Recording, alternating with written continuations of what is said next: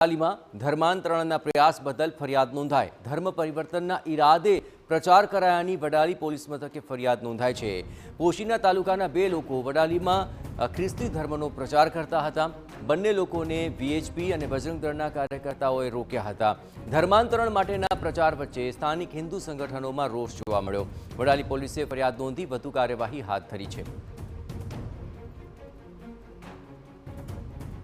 ધર્માંતરણનો આ મામલો ફરી એકવાર સામે આવ્યો છે અને તેને કારણે વીએચપી અને બજરંગ દળના કાર્યકર્તાઓમાં રોષ જોવા મળ્યો હતો અને તેમણે આ ઘટનાનો વિરોધ કર્યો હતો। વધુ વિગતે વાત કરવા જોડાઈ રહ્યા છે ટીવી9 સંવાદદાતા અવનીશ ગોસ્વામી। અવનીશ, આખરે ધર્માંતરણની આ ગતિવિધિઓનો મામલો સામે આવી રહ્યો છે। આખરે કઈ પ્રકારની આ ગતિવિધિઓ હતી અને આ મામલે હવે કોઈ કાર્યવાહી શરૂ થઈ છે ખરી?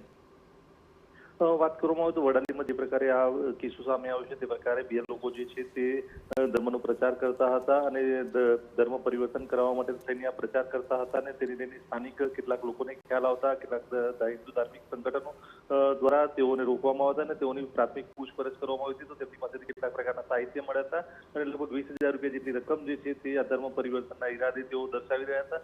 આ તમામ બાબતો શંકાસ્પદ લાગતા સ્થાનિક પોલીસનો સંપર્ક કરવામાં આવ્યો જેને લઈને સ્થાનિક પોલીસે આ બંને યુવકોને રાઉન્ડ અપ કર્યા બાદ તેઓની પૂછપરછ કરી હતી અને પૂછપરછ દરમિયાન વાદાજનક સ્થિતિ જણાતા તેઓની વિરુદ્ધમાં ગુનો દાખલ કરવામાં આવ્યો હતો। આ બંને લોકોની પાછળ બીજા કેટલા લોકોનો હાથ સામેલ છે, કોણ આ પ્રકારની પ્રવૃત્તિ કરાવી રહ્યું છે, આ તમામ સવાલોને લઈને સ્થાનિક પોલીસ દ્વારા હવે તપાસ હાથ ધરવામાં આવી છે અને શક્ય છે કે આની અંદર કોઈ અન્ય લોકો પણ જોડાયેલા હશે અને તેઓના દ્વારા આ પ્રકારની પ્રવૃત્તિનો ફેલાવો કરવામાં આવતો હશે તો તેઓને પણ કાર્યવાહીનો હિસ્સો બનાવી શકવામાં આવે છે।